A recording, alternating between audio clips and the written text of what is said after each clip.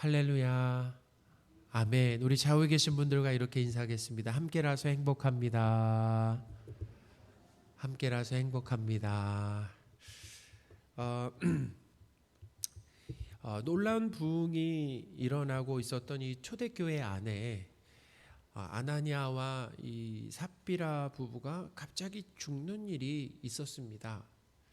그들은 자기 땅 판 돈을 팔아서 일부를 감췄죠. 그리고 나서 전부를 드리는 것처럼 하나님과 교회 성도들을 속였다라는 거예요. 그렇게 한 이유가 있는데 돈 욕심이 있었고, 그리고 자기 이름을 내려고 하는 그 유혹을 이기지 못하고 또 이 사탄의 꼬임에 넘어갔다라는 거예요. 이것을 통해서 우리가 알 수 있는 것은 뭐냐면 성도가 성령으로 충만하지 않으면 욕심대로 살게 된다는 것입니다. 우리는 욕심대로 살 수밖에 없어요. 욕심을 내려놓을 수가 없습니다. 또한 끊임없이 자기 자신을 드러내려고 한다라는 거예요. 나를 드러내고 싶어 한다라는 거죠. 내 이름을 내고 싶다 싶어 하고, 인정받고 싶어 하고, 칭찬받고 싶어 한다라는 거죠. 그러니까 이게 죄 짓는 거 아니겠습니까? 죄라는 거예요. 욕심을 내려놓지 않고 하나님을 드러내는 것이 아니라, 하나님을 높이는 것이 아니라 자꾸 자기를 높이려고 하는 것이 죄다라는 것입니다. 거룩하지 못한 모습이죠. 성도를 죄짓게 하고 교회를 무너뜨리려고 하는 그런 이 사탄의 아주 강력한 활동이 있다라고 하는 것도 가르쳐 주는 거예요. 그러니까 보이지 않지만 영적인 세계 가운데 이 사탄의 강력한 활동이라고 하는 것, 성도를 죄짓도록 부추기고 교회를 무너뜨리게 하는 그런 활동이 있다라고 하는 것을 우리는 이 말씀을 통해서 알아야 됩니다. 알아야 된다라는 거예요. 죄지은 이 부부는 하나님의 즉각적인 심판으로 한날에 죽었다라는 거예요. 그러니까 하나님을 이 속인 죄가 얼마나 큰가라고 하는 것을 한번 가르쳐 주신 겁니다. 하나님이. 그렇지 않으면 계속해서 뭐예요? 하나님을 너무나 쉽게 생각하고 두려워하지 않고 계속해서 이 교회 안에서도 성도들이 뭐예요? 이 거짓으로 교회가 채워질 수 있기 때문에 하나님을 속인다라고 하는 거, 그리고 하나님은 속일 수 없다라고 하는 것을 한번 가르쳐 주신 것이다라는 거죠. 오늘날 이와 같은 일들이 우리가 볼 때는 사실은 일어날 수 있지만 거의 일어나지 않잖아요. 만약에 하나님을 속인 죄로 즉각적인 심판을 받는다라고 한다면 아마 제가 제일 먼저 죽었어요. 제가 아마 제일 먼저. 그러니까 하나님은 사실 교회 안에서 이런 일들이 계속해서 일어나고 있지만 그것이 얼마나 큰 죄인가, 그리고 하나님을 속일 수 없다라는 것을 뭐예요? 가르쳐 주는 것이다라는 거예요. 그래서 하나님을 쉽게 생각하지 않고 하나님을 사랑하며 두려워하는 그 마음으로 신앙생활을 해야 된다라고 하는 것을 가르쳐 주고 있죠. 이런 상황이 벌어졌어요. 그러면 무서워서 나 교회 못 다니겠다라고 하는 말이 나올 법하잖아요. 성도가 두 사람이 죽었다 생각해 보세요. 부부가 한날에 말이에요. 하나님을 속인 죄로 죽었다. 그러면은 교회 분위기가 어떻겠습니까? 이렇게 교회 분위기가 뒤숭숭할 때 오늘 본문이 이어진다라는 거예요. 사도들에게서 표적과 기사가 많이 일어났다라고 했습니다. 12절입니다. 사도들의 손을 통하여 민간에 표적과 기사가 많이 일어나매. 사도들에게서 나타난 이 표적과 기사의 내용은 15절과 16절에 나와 있는데요. 심지어 병든 사람을 메고 거리에 나아가 침대와 요 위에 누이고 베드로가 지나갈 때 혹 그의 그림자라도 누구에게 덮일까 바라고 예루살렘 부근에 수많은 사람들도 모여 병든 사람과 더러운 귀신에게 괴로움 받는 사람을 데리고 와서 다, 중요합니다, 다 나음을 얻으니라. 아멘. 사도들은 이 병든 사람이나 귀신에 들려 괴로움 받는 사람들을 낫게 했다는 것입니다. 다 낫게 했다는 거예요. 심지어 이 사람들은 병든 사람을 데리고 와서 이 침대와 요에 누였어요. 그리고 베드로가 지나갈 때 그의 그림자라도 덮이길 바랬다라는 거죠. 그림자라도 덮이길 바랬다. 그러니까 그림자라고 하는 게 무엇입니까? 간접 터치 아니에요? 그러니까 직접 터치가 일어나는 게 아니라 간접적으로 닿는 거 아니겠습니까? 터치. 그러니까 간접적으로 닿으면은 나을 것이라고 하는 뭐가 있었다라는 거예요? 믿음이 있었다라는 것입니다. 마치 이런 거예요. 혈류증 앓던 여인이 예수님 뒤편에 와서 어떻게 했습니까? 예수님의 옷자락을 만졌잖아요. 만지면 낫겠다라고 하는 이 믿음과 비슷했다라는 거죠. 그러니까 사도들에게서 놀라운 표적과 기적이 나타나는 것은 두 가지 의미가 있습니다. 첫째는 뭐냐면 그것은 기도 응답의 결과였다라는 것입니다. 베드로와 요한이 예수 그리스도의 이름으로 날 때부터 걷지 못한 사람을 낫게 하고 예수님의 십자가와 부활을 전했을 때 어떤 일이 있었습니까? 이 종교 지도자들은 극도로 싫어했어요. 그리고 자신들이 가진 힘을 가지고 사도들을 감옥에 가두었다라는 거죠. 종교 지도자들은 이제 사도들을 풀어주면서 다시는 예수의 이름으로 병을 고치거나 예수의 부활을 전하지 말라라고 위협을 했습니다. 이 핍박 가운데 교회 공동체는 이 이야기를 듣고 어떻게 반응했어요? 한 마음으로 하나님 앞에 기도를 했어요. 근데 그 기도의 내용이 무엇이었습니까? 표적과 기사가 계속해서 나타나게 해달라고. 나타나고 이 복음을 담대하게 전할 수 있도록 기도했다라는 것입니다. 그러니까 핍박이 있어도 예수님께서 주신 사명이죠. 자, 사명을 누가 주셨습니까?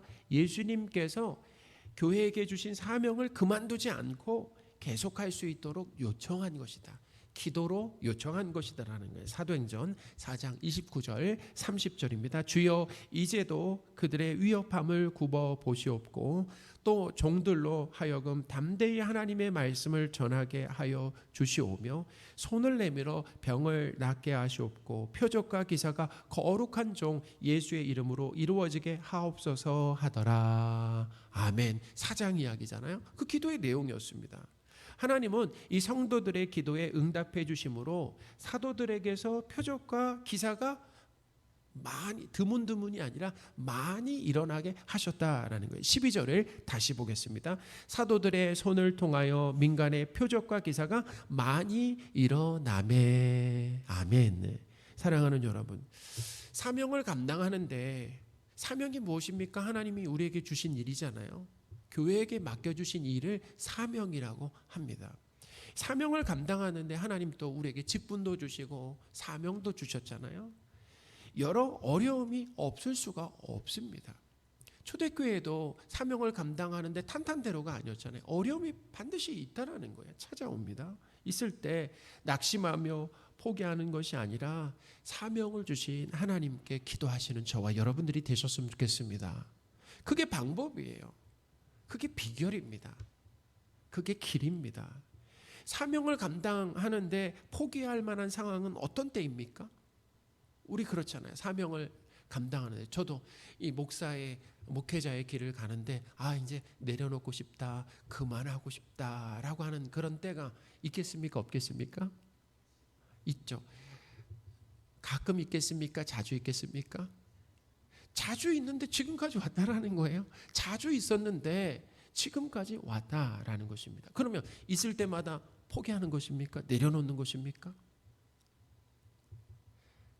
분명히 그럴 만한 상황이 있다라는 거예요. 자, 초대교회처럼 핍박과 적대적인 사람들이 있을 때 사명을 감당하는 것이 어렵잖아요. 얼마나 어렵습니까? 내 삶의 터전을 잃어야 할 만큼, 그죠? 일자리를 잃어야 할 만큼 사람들이 적대시하잖아요. 감옥에도 갈 수도 있고 죽을 수도 있는 그런 상황 아니겠습니까? 또 우리 사회처럼 우리는 그런 강력한 핍박은 없지만 우리 사회는 뭐 때문에 사명 감당하는 것이 어렵습니까? 세상이죠. 세상이 유혹 아니에요. 세상이 화려해요. 재밌습니다. 그러니까 세상에 빠지는 거 아니겠습니까? 사명이 있는데 세상이 참 달콤하니까 화려하니까 재밌으니까 세상에 물드는 거예요. 나도 모르게 말이죠. 재정적인 어려움이나 건강상의 문제나 좀처럼 변하지 않는 사람과 환경에 대한 실망과 낙심이 될 수도 있고 또 동역자의 부족이 나로 하여금 이 사명을 뭐예요? 그만두게 하는 그런 상황일 수 있다라는 것입니다. 이런 상황 가운데 사명을 그만두는 것이 아니라 그럼에도 불구하고 사명을 끝까지 감당할 수 있도록 하나님께 기도하시는 저와 여러분들이 되셨으면 좋겠습니다. 하나님께서 기도에 응답해 주심으로 인해서 사명을 다시 감당하게 하신다라는 것입니다. 기도에 응답하신, 그러니까 기도에 응답하시는 거예요. 우리가 어떤 기도를 드리는 겁니까? 하나님, 사명을 감당하는 참 어렵습니다. 지금 상황이 못할 것 같습니다. 그렇지만 하나님, 이런 상황에도 불구하고 사명을 감당할 수 있도록 은혜를 주십시오라고 하는 그 기도에 하나님이 응답해 주신다라는 거죠.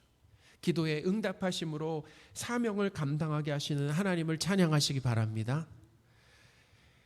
사도들에게서 온갖 병자가 낫고 귀신들이 쫓겨가는 이 표적과 기사가 많이 나타났다라고 하는 것은 첫째 뭐라고요? 기도 응답의 결과이면서 둘째 중요합니다. 이것은 뭐냐면 부활하신 예수님이 사도들과 함께 하시며 교회를 든든히 세우신다라고 하는 확실한 증거였다라는 거예요. 할렐루야.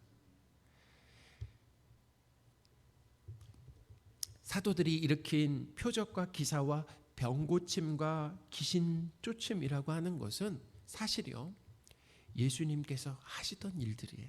다 예수님이 하시던 일들입니다. 누가복음 4장 40절 41절입니다. 해질 무렵에 사람들이 온갖 병자들을 데리고 나오매. 자, 누구에게 데리고 나온 거예요? 예수님이죠. 예수님께서 일일이 그 위에 손을 얹으사 고치시니 여러 사람에게서 귀신들이 나가며. 아멘. 예수님이 하시던 일들이라는 거예요. 병 고치고 귀신을 내쫓으셨던 그런 일들 말이죠. 예수님께서 치유와 귀신을 쫓으시던 이 사역이 사도들에게 어떻게 해요? 그대로 나타났다라고 하는 것을 통해서 뭘 알 수 있어요? 부활하신, 그러니까 예수님이 십자가에서 죽으시고 끝난 게 아니라 부활하셨어요. 그 부활하신 예수님께서 어떻게 승천하셨습니다. 승천하신 예수님께서 성령으로 함께 하신다라는 것입니다. 누구와요? 교회 공동체와 함께 하신다. 그들에게 내주하신다. 그 증거가 뭘로 나타나는 것입니까? 표적과 기사, 병고침, 귀신주춤으로 나타났는데 나오는 사람마다 다 낫게 되었다. 다 귀신이 쫓겨났다는 거예요. 참 놀라운 일이. 그러니까 뭐냐면 부활하신 예수님이 함께 하신다라고 하는 아주 명확한 증거다라는 거죠. 부활하신 예수님이 초대교회 성도들과 함께 하심으로 성도들은 교회 밖에 있는 사람들에게 칭송, 곧 칭찬까지 받았다라는 거예요. 13절입니다. 그 나머지는 감히 그들과 상종하는 사람이 없으나 백성이 칭송하더라. 아멘. 교회 밖에 있는 사람들은 성도들과 감히 상종하는 사람이 없었다라고 했습니다. 여러분, 상종이 무슨 뜻입니까? 친하게 지내는 거예요. 근데 우리 상종이라는 말을 긍정적으로 사용합니까? 부정적으로 사용합니까? 우리 사회는 부정적으로 사용하죠. 저 사람 저 상종 못할 사람이다 이렇게 얘기하잖아요. 근데 상종이라는 말은 좋은 뜻이에요. 친하게 지낸다라는 것입니다. 근데 이 초대교회에서 교회 밖에 있는 사람들은 성도들을 감히 상종하지 못했다라는 것입니다. 상종하는 사람이 없었다라는 거예요. 자, 어떤 의미가 있냐면은 세상 사람들이 성도들과 감히 상종하지 않았다라고 하는 것은 뭐냐면은 저들이 어떻게 보면 교회 다니는 사람이 더하다 그런 생각으로 아예 멀리했다라는 게 아니야. 못돼 가지고 멀리했다라는 게 아니죠. 성도들이 세상 사람들과 구별된 거룩한 삶을 살았기 때문이다라는 거예요. 빛과 소금으로 존재했기 때문이다라는 거죠. 사람은 우리 그렇잖아요. 도덕적으로 깨끗한 사람을 칭찬합니다. 그런데 가까이 하는 것은 좀 부담스럽잖아요. 베드로 보세요. 베드로가 성령 충만함으로 어떤 일을 했습니까? 그 속마음을 깨뚫어 봤잖아요. 거짓말까지도 드러냈습니다. 그러니까 이 비신자들은 초대교회 성도들을 상종하기, 이렇게 관계하기 부담스러워했다라는 것입니다. 가까이 하면은 간신법으로 좀 속에 무슨 생각하고 있는지 다 알아맞히는 거예요. 그러니까 두려운 거죠. 자기의 어떤 부끄러움과 죄가 다 드러날 것 같은 그런 마음도 있었지 않겠습니까? 우리 13절을 한번 다시 보겠습니다. 그 나머지는 감히 그들과 상종하는 사람이 없으나 백성이 칭송하더라. 아멘. 초대교회는 자기 재산을 팔아서 가난한 사람들과 나누었습니다. 진실했고 나누며 사람들을 아마 귀하게 대했을 거예요. 그러니 뭐 할 수밖에 없습니까? 세상 사람들로부터 칭송을 받을 수밖에 없었다라는 거예요. 자, 초대교회 성도들이 세상 사람들로부터 칭송을 받은 이유도 중요합니다. 그것은 부활하신 예수님께서 성도들과 함께 하시며 거룩한 삶을 살도록 도우셨기 때문이다라는 거예요. 예수님께서 십자가에서 죽으시기 전에 예수님은 모든 사람들에게 뭘 받으셨습니까? 바로 칭송을 받으셨다라는 거예요. 누가복음 4장 14절 15절입니다. 예수께서 성령의 능력으로 갈릴리에 돌아가시니 그 소문이 사방에 퍼졌고 친히 여러 회당에서 가르치심에 무사람에게 칭송을 받으시더라. 아멘. 누가복음 사도행전은 누가 기록했다고요?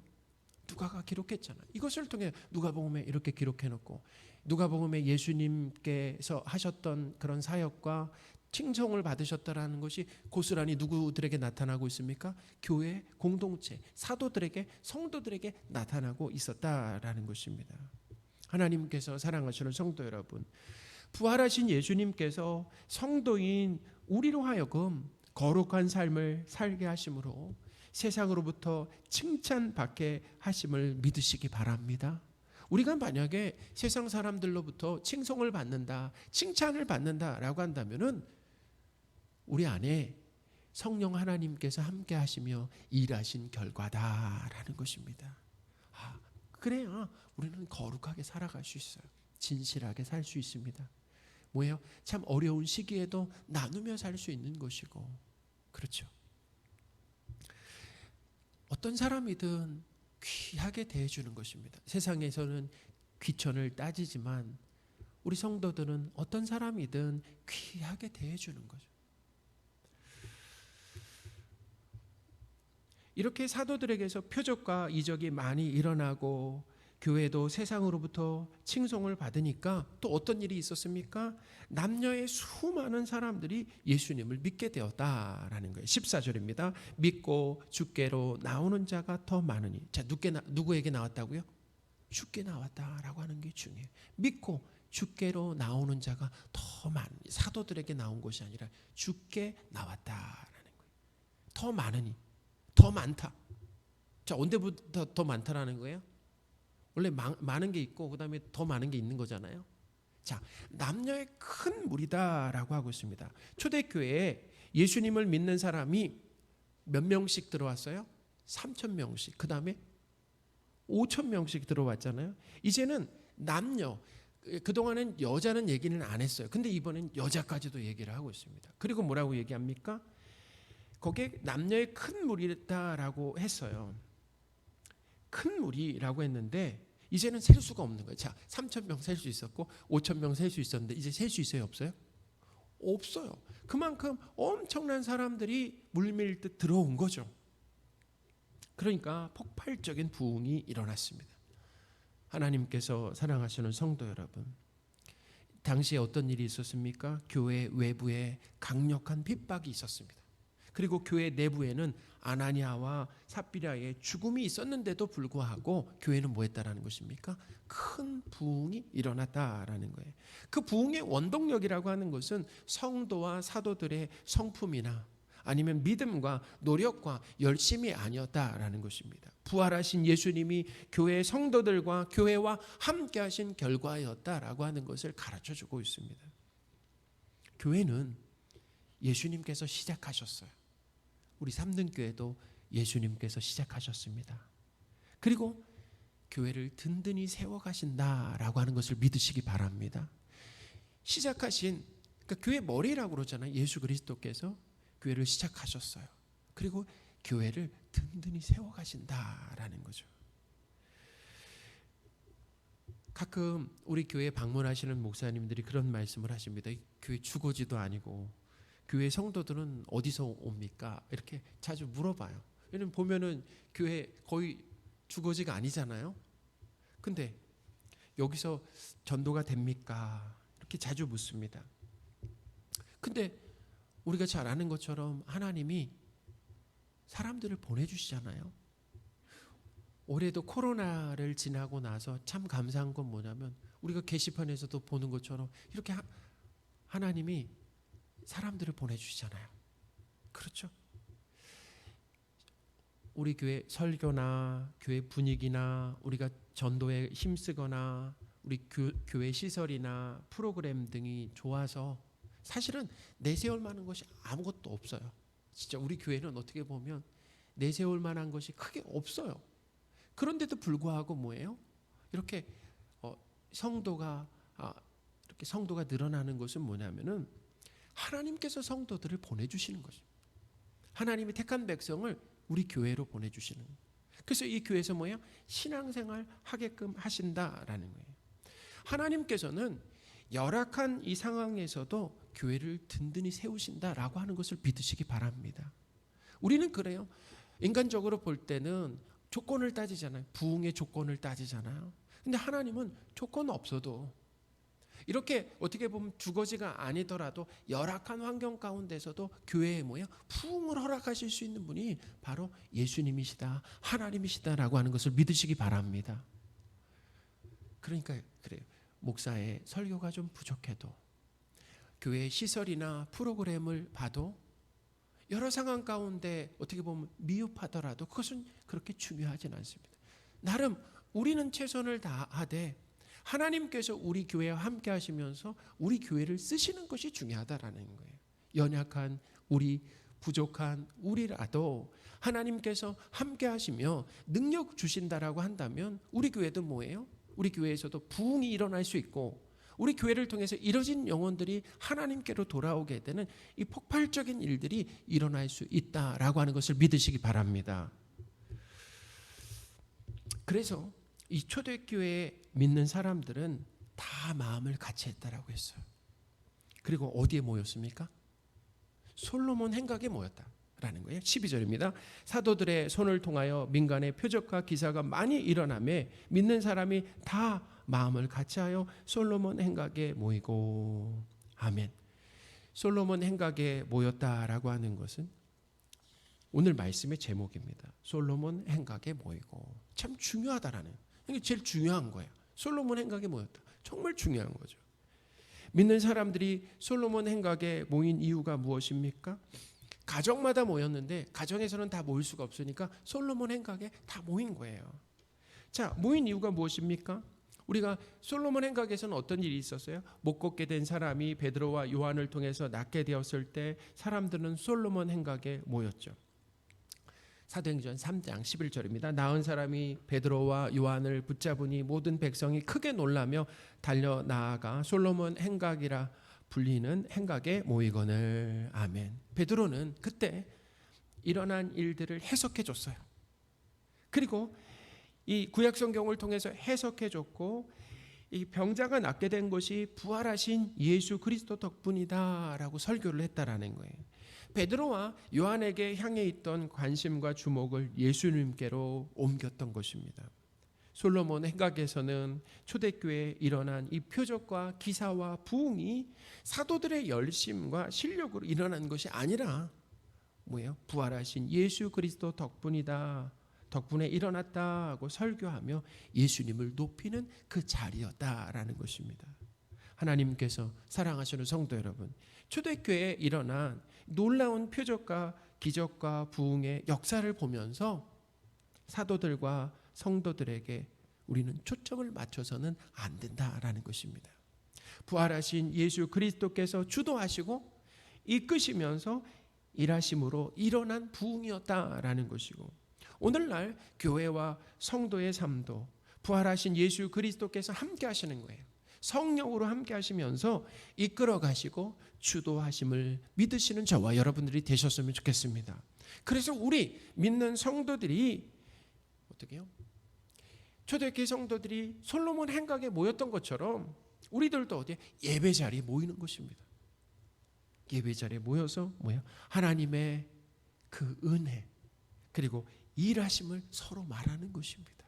하나님의 은혜와 일하심을 서로 말하는 거예요. 일주일 동안 하나님이 이렇게 일하셨다. 하나님이 이렇게 은혜를 베풀어 주셨다라고 이렇게 말하면서 하나님을 높이는 것이 바로 예배다라는 것입니다. 사람이 드러나며 사람이 칭찬받고 높아지면 그것은 참 위험하다라는 거예요. 교회는 하나님의 일하심을 말하며 하나님을 높이는 공동체임을 기억하시는 저와 여러분들이 되셨으면 좋겠습니다. 그러니까 오늘 이 예배의 자리라고 하는 것은 우리가 하나님께 은혜 받아야지 하기 전에 이미 하나님께서 우리에게 주신 그 은혜, 그 사랑과 은혜의 를 서로 말하며 그리고 감사하고 찬양하고 높이는 이 자리가 예배의 자리가 되어야 된다라는 것을 기억하시는 저와 여러분들이 되셨으면 좋겠습니다. 아멘.